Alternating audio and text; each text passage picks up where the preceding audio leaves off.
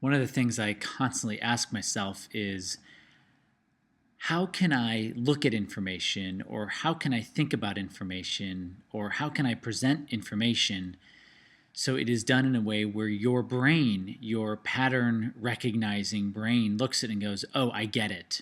Oh, I get what's going on. Oh, I get what I need to do, or I get what I need to shift.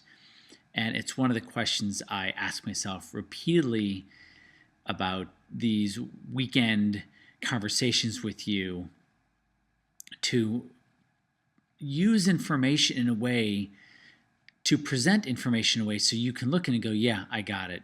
So what I want to do is show you a handful of price charts today based on something, kind of this experiment that we're all in, and we're in it whether we want to be in it or not. And with that, I want to jump over to the slides. Hey everybody, this is RC Peck, and this is episode 326. So glad to have you here. The theme, though I may not be titled this, the theme really is loaded with Fed promises. We live in a world going through an experiment run by a private entity that is led by a person who is appointed by the President of the United States. The Central Bank of the United States is a very weird type of entity. It is not necessarily public. It's not private. It's not government. It's this unique type of organization. The President of the United States, a person who is voted into office, gets to assign who the leader is of this entity, the central bank, and then they get to play with interest rates and print money and speak. And their speaking and throwing their opinions around are in some ways more powerful than moving interest rates up or down or printing money. And those are their three tools that they have in their tool belt. So with that, what I want to do is, and it's clear to me that the Fed is looking at the stock market, the ECB, European Central Bank, the Japanese central bank, the Chinese central bank, they're looking at their stock markets and saying, how do we get them to go higher? The problem is the stock market itself doesn't want to go higher right now. Now, ultimately, the stock market's going to win because it's always won. These wars typically last about 18 years. And the market has won every single war going back hundreds of years. But in that 18 years, there are many, many battles that appear like the central banks of the world are winning. So with that, I want to review 2016 and look at what's working in 2016. And I want to do that in a very specific way so your brain can immediately get what's going on. So the first price chart I want to show you is the S&P being compared to long-term government bonds and short-term or shorter-term government bonds. TLT, which is the blue line, are U.S. government bonds that have a duration over 20 years. And then IEF are U.S. government bonds that have durations between 7 and 10 years. Now, the S&P is actually on this price chart. It is the flat black line at the bottom. So on each one of these price charts you see, the S&P is going to be the flat black line. Now, the reason I like this type of comparison is it shows us a relative strength or weakness to the S&P 500. And so on each chart, this flat line on the bottom at the 0%, it looks like it's not part of the price chart, but it actually is. Like, it looks like it might be a border, but it's actually the S&P. So if we look at TLT and IEF, long-term government bonds and 7 to 10-year government bonds, IEF, which is 7 to 10 year, it's up 3% for the year, and long-term government bonds are up 7%. So first of all, bonds are beating the stock market. It happens. But what pushes bonds up higher or faster than the stock market? And historically, it's been people being more concerned about the future. And people are more concerned about the future, they put more of their money into the bond market. And that's what's going on right now. Even if the stock market is going up, relatively speaking, the long-term U.S. bonds and mid-term U.S. bonds are outpacing the S&P. So it's telling us even if it's going up, even if the S&P is going up, the risk or the kind of concern or worry is going up slightly faster.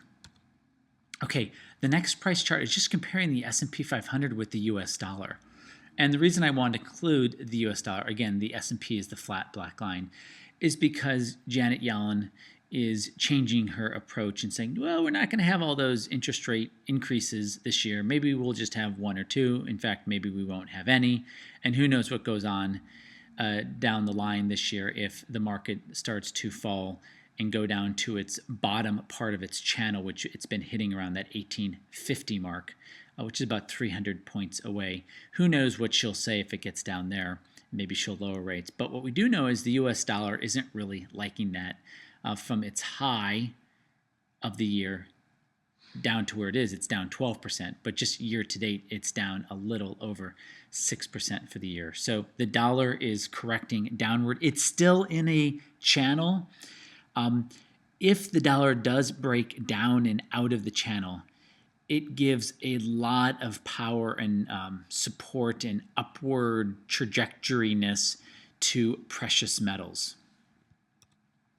The next chart I wanted to just compare was the S&P with oil. So the blue line is West Texas Intermediate crude oil.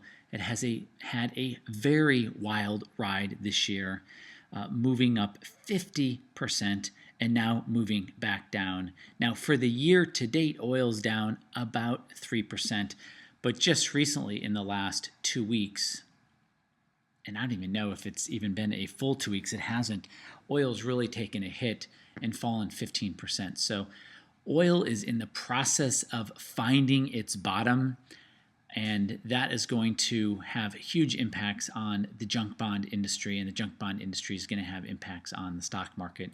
So we'll keep a look on this. But right now, just notice how much more volatile oil is than the S&P. Okay, now I thought this was interesting. This price chart compares the S&P, again, the flat black line at the bottom, against large cap dividend producing stocks.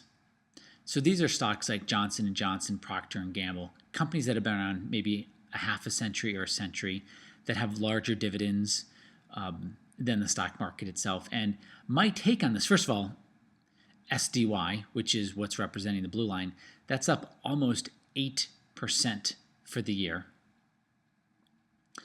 When being compared to the S&P 500. But what's interesting is people who are staying in the market, what they're saying is, okay, if I'm going to stay in the market, if you're going to force me to stay in the market, Janet Yellen and Mario Draghi, then I'm going to be in these super safe, super big companies that have dividends that are much larger than the S&P itself. And in fact, that's what we're seeing right now. And then one of my last price charts, if not my last price chart I want to show you, is just the S&P being compared to gold itself, and gold is being represented here to GLD. So this is gold relative to SPY or SP 500, and relative to the S&P 500, it's up a little over 13% for the year when comparing it to the S&P. So this has definitely been moving up. The question is, has gold, after 3.5 years of falling, or 4 years of falling, depending on where you started your measurement, either on a calendar year or a high, has gold stopped falling? Has gold put its bottom in? And we still need to watch and see. Bottoming and topping takes time. It's always slower than you ever could imagine it. But when you look back, you're like, wow, that was really fast. Now here's the takeaway, or what's working in 2016. The takeaway is safe is winning, right? I mean, if I look at what's working, bonds are up. Long-term government bonds, mid-term government bonds, municipal bonds, they're much higher. They pay a much better dividend than the S&P, and relative to the S&P 500, they are moving up much higher in 2016, and that means safe is winning. Also, too, dividends are up. People buy into dividends, generally speaking, because they are, I shouldn't just say dividends, large cap dividend producing stocks are up also noticeably against the S&P 500. And again, people are saying, hey, if I have to stay in the market, then I'm going to stay in the bigger, safer dividend producing companies. And then lastly, protection. People wanting to protect what they have. And we see that people are wanting to protect what they have by seeing bonds go up and by seeing gold going higher. Again, we don't know if gold for sure has put its bottom in, but it is definitely, as definite as we can be about anything with forecasting, is in a bottoming process right now.